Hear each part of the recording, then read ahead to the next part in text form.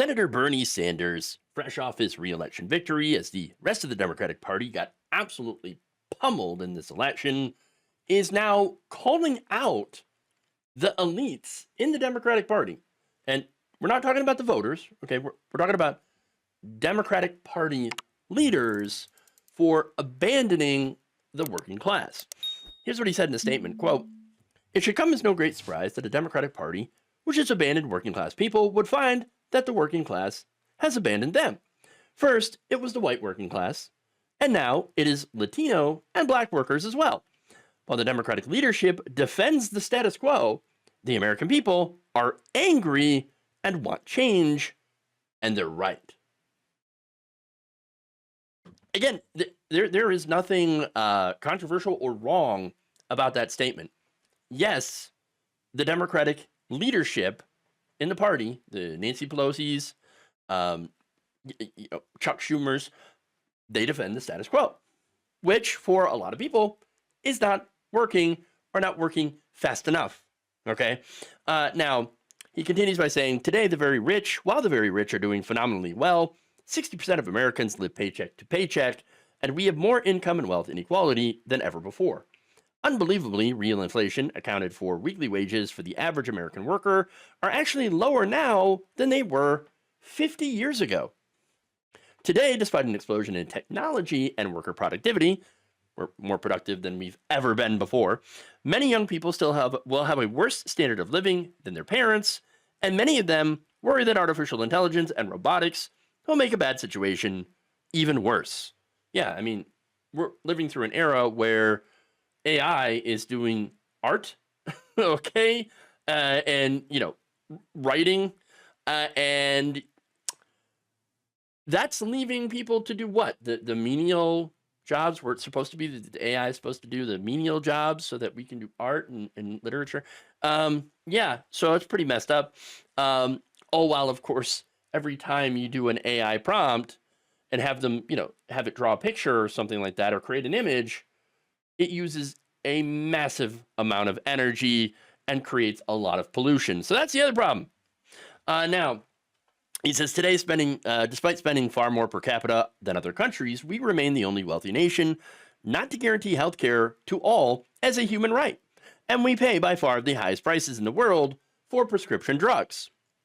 Yes, even with the Inflation Reduction Act, by the way, which does allow Medicare to negotiate for 10 drugs. Okay. Yes, we still have a huge problem with the prices, the costs of prescription drugs. And so, yeah, while that was a start, it's not a very good start. It's a very low start. So it's not something that, yes, it is helping people, but because of the pharmaceutical industry and the people that end up getting, bought by the pharmaceutical industry in Congress, not allowing Medicare to negotiate more prescription drugs, people aren't feeling that change and are not exactly enthusiastic, right? People want more, expect more from their government. And when that government does not do anything or does not do enough, then yeah, they're going to try to put someone else in power who promises to do things, whether or not they actually mean to do those things or not. Now, he says, quote, "We alone among major countries cannot even guarantee paid family and medical leave." Yeah, those things are absolutely true. And by the way, there are states now that in this election, red states that voted overwhelmingly for Donald Trump also voted for ballot initiatives to do paid family leave and medical leave. So, try to explain that dichotomy, right? Progressive policy they're in favor of, and combine that with throw the bums out that haven't really done anything on this issue. Okay, so look, corporations right now, they're making record profits. Billionaires are pouring millions of dollars in our elections, buying both sides, while the rest of us, most of us, can't afford a $400 emergency while struggling to afford groceries. Okay, and it's gotten worse. There is a real anger there. You have to understand that. Now, of course, Trump and Republicans, they're not going to actually do anything to fix that. In fact, they're part of the problem. All right, both parties are part of the problem, more so for Republicans. What he's going to do is cut taxes on himself and billionaires. He's going to raise costs for working people with tariffs because people don't understand, though, how tariffs work. So that's why they were like, oh, yeah, no, that's fine. The other countries will pay the tariffs because that's what Donald Trump said. No, it's not how it works. Not how it works. But here's the thing.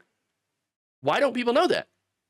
It's because mainstream media has failed completely. Young people aren't even watching mainstream media anymore. And independent media, YouTube, Twitch, TikTok, overwhelmingly right wing. They have a huge money advantage, and there are right wing creators everywhere, saturating the airwaves. Okay. You also have local news stations, massively right wing. So all that information or misinformation, disinformation is getting pumped out everywhere, especially online, with absolutely no counter to it, which is why people are blaming like immigrants for rising prices. Okay. When in reality, of course, kicking out immigrants is going to raise prices, going to make things more expensive. All right. That said, when it came down to it, Harris went right wing on immigration and moved no one to the right because, well, they didn't believe her. And of course, she also ended up losing progressives, losing the left. Now, there's more from Sanders. He adds, quote, today, despite strong opposition from a majority of Americans, we continue to spend billions funding the extremist Netanyahu government's all-out war against the Palestinian people, which has led to the horrific humanitarian disaster of mass malnutrition and the starvation of thousands of children. Yeah, and not only that, but on Thursday, it was announced that Palestinians in northern Gaza would not be allowed to return to their homes. Basically, they're seizing that area. Okay, they're taking it for Israel. All right, they're taking parts of Gaza for Israel after driving people out. We call that a genocide. Okay, that's what they're doing. All right. Now the thing about that is, 100% we are funding this. Our tax money has been funding this. The Democratic establishment is funding this. They cracked down on pro-peace protesters, accused them of being Hamas. Okay, that's been the position. Now, despite that, okay, Trump and the far right still went after Harris and Joe Biden and said, oh, you're not pro-Israel enough. Okay, just in case you weren't aware that Trump's position is also the same, if not worse, than the Biden position, which is let Israel do whatever the hell they want to end the conflict, which is do genocide on Palestinians. Okay. Now, Trump actually ended up getting a lower share of Jewish voters compared to Kamala Harris.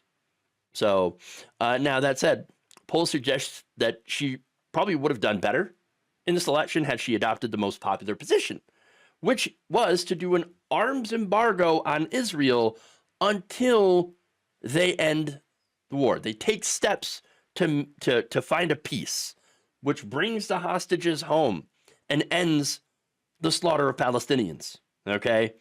That said, the Democratic establishment clung on to the right-wing government of Israel, which actually preferred to have Donald Trump win, and guess what? They've got it. Okay? He won. And so there you are. The genocide will continue unabated. Now, finally, Sanders asks this, quote, will the big money interests and well-paid consultants who controlled the Democratic Party learn any real lessons from the disastrous campaign? Will they understand the pain and political alienation that tens of millions of Americans are experiencing? Do they have any ideas as to how we can take on the increasingly powerful oligarchy, which has so much economic and political power? Probably not. Now, I know people will say, well, you know, Kamala Harris, I don't know, disastrous campaign. No, she ran a great campaign. She raised so much money. Well, that metric didn't really pan out. I mean, when you think about it, like running a good campaign, doesn't that mean you're supposed to win? Now, that said, like Donald Trump, he ran a disastrous campaign, and yet he won. And so the old metrics that they're using to say, well, she ran a great campaign, she stuck to her talking points, she's very disciplined, wasn't what people wanted from a political campaign. Okay. Whether that's her fault or not, or the fault of her consultants, I would more put it on the consultants. Okay. Now, he says, quote, in the coming weeks and months, those of us concerned about grassroots democracy and economic justice need to have some very serious political discussions. Stay tuned. Yeah.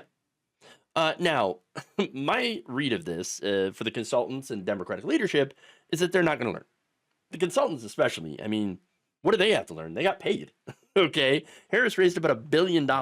She massively outraised Donald Trump just to get stomped. I mean, she didn't win any of the blue wall states. The entire blue wall crumbled. Okay. None of the battleground states went to her. I mean, just disastrous. Okay. This was a landslide. All right. For Trump. And now, look, I don't know what the final number of, actual votes will come out to as far as the popular vote, right? But so far, Trump won the popular vote. Once California comes in, that might change. Okay. I can't imagine a situation where California, would vote overwhelmingly for Donald Trump or in enough numbers to make it so that he takes the popular vote. The fact that it's that close, that this is even a question, is an example of why I'm saying that this was an absolute failure. Look, as far as the consultants, all that money that was raised from good people, right, that they were donating to stop Donald Trump and protect democracy, which is all great things, right? The Democrats, they took that money and they lit it on fire. All right? Ineffective. Those consultants, though, they don't care because they got paid. They get 15%. Okay? So they get paid regardless of the result. Imagine that, right? Your job is to help your client win. Okay? But if you fail, you still get paid. You and I would not get paid if we didn't work, if we didn't produce a result. All right? But they do. And they got paid very, very well. And it's no coincidence that their advice is to do nothing but suck up to large corporate donors, billionaires, Mark Cuban. Okay? That's the people that Harris traveled around with, along with Liz Cheney. You can see that had real consequences. And again, I say it was a landslide for Trump, but it's not because more people wanted him. So this is the takeaway, right? This is the mistake, okay, that a lot of people are making, are saying that, it's half the country is completely racist and sexist, and that's why they voted for Donald Trump, right? And so many people turned out. No. Around 14 million Biden voters didn't show up for Harris, okay? Trump actually earned less votes than he did in 2020 as well. Here are the numbers. In 2020, Democratic votes, they got 81,283,501 votes. Okay. Donald Trump in 2020, 74,223,975 votes. So fast forward 2024, where Harris got 67,416,201 votes, whereas Donald Trump got 72,187,209. So Trump had less, but Harris had way less. You had a lot of people that ended up staying home, while the ones who did show up, exit polling made very, very clear that they were concerned about the economy. 75% of voters said that inflation had a severe or moderate impact. 73% of voters said that they were dissatisfied or angry about the way that things are going in this country. And this is not unique to our elections. No. In fact, this is a trend that we've seen worldwide. Incumbents losing because of post-COVID inflation, along with wealth, income and wealth inequality that continues to increase. Now, you could argue that the Biden economy was fantastic. It was great. Well, for some people, yeah, it absolutely was. But not for everybody. People making under $50,000 a year, didn't really feel all that great. All right. Because at the end of the day, the big corporate donors who pay off Republicans and Democrats, more so Republicans, of course, they either watered down or put a stop to policies that would have helped people. Okay. We didn't raise the minimum wage. Okay. We didn't do anything like that. Didn't get a national paid leave program. Okay. We didn't get any of that stuff. Yes, there was some movement there. Okay. And there were positive things that Biden did. There were things like investments made in the Inflation Reduction Act. But unfortunately, those investments will not happen until the Trump administration, which of course Donald Trump will absolutely take credit for. Okay. And so those are the issues, right? And so what happened in this election, in my view, is that they threw the bums out. All right.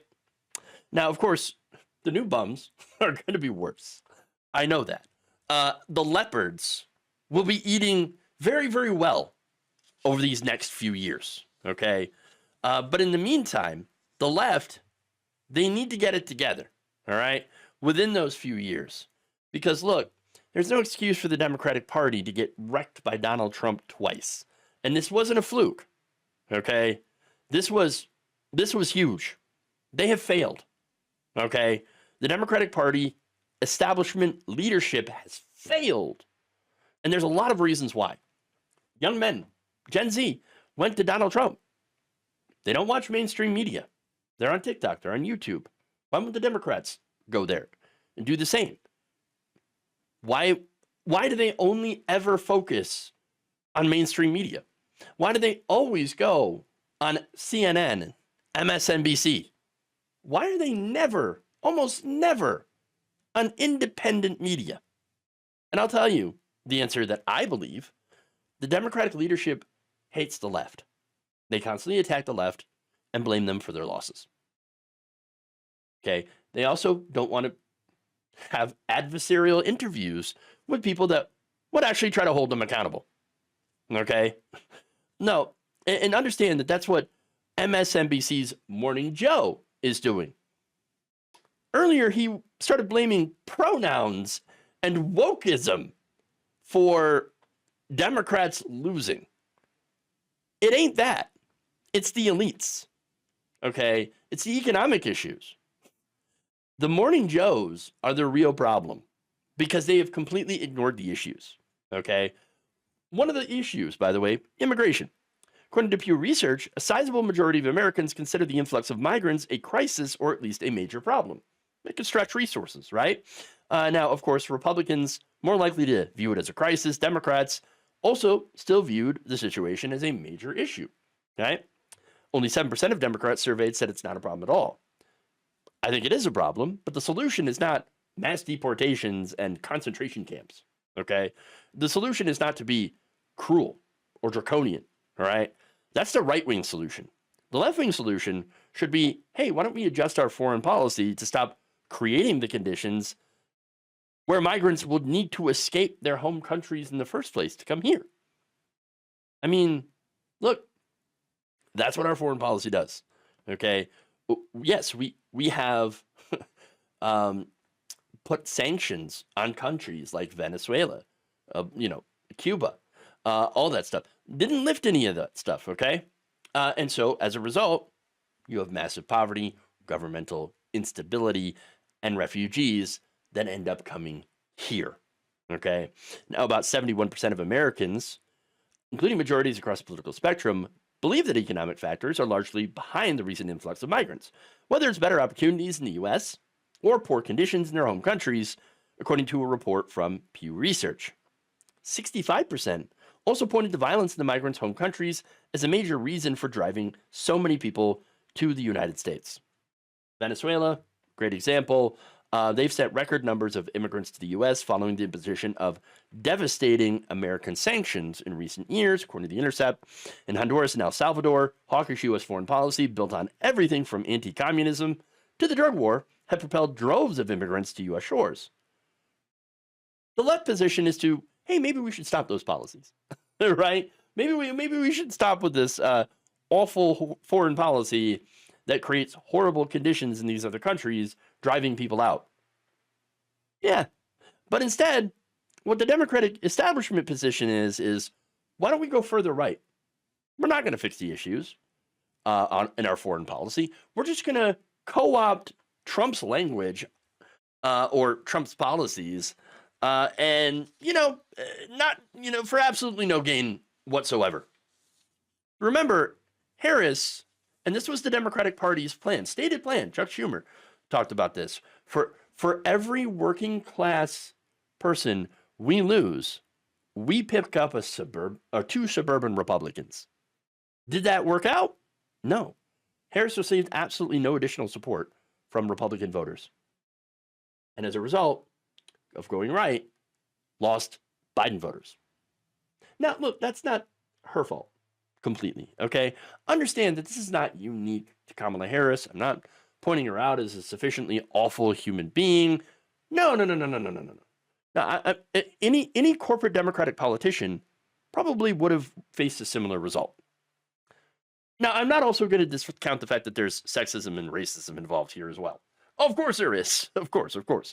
But overall, this is a wider indictment of Democrats not being able to separate themselves out from the perception that they serve the elites. Again, Biden had some great, policies for labor. The NLRB, Lena Khan over at the FTC, who was almost certainly going to lose her job. Okay. And she was fighting against these large corporations. But at the same time, right, at the end of the day, the perception is, and it's just a perception that he needs to be broken, that Democrats are the party of the elite and that Republicans are the party of the working class. In reality, I think we all know that both parties service the elites. Republicans serve them far more. That's why the perception has to change. And that's why messaging is so important. That's why Democrats actually have to, expand their actual messaging. Get off and get away from mainstream media and onto independent platforms. Build networks. Get out those messages. Yes, it's going to take investment. It's not like they haven't been able to raise money. They have, and they've only been spending it on consultants that have led them astray. Now it's time to build actual communication networks to challenge the right wing with facts, to dispute their propaganda. Okay? And not only that, but Democrats need to continue to openly embrace working people. Kick out the consultants. Gut the leadership. Bring in the left, the progressives, the economic populists. Okay? Elevate them. Make the Democratic Party into a party of working people. All working people. White, Latino, Black, Asian, gay, straight, trans, Christian, Muslim, atheist. Everybody. Because everyone's a worker. All the working class. The only way we're going to win is if we do it together. Thank you for watching. If you enjoyed this video, please like, share, subscribe, hit the bell icon in order to get notified whenever a new video is released. And if you want to support independent, progressive media through this difficult time where it seems like everybody is shutting down, you can become a member on our YouTube page, you can become a subscriber on Facebook, or you can go to my Patreon. It's patreon.com/Jeff Waldorf. Thank you.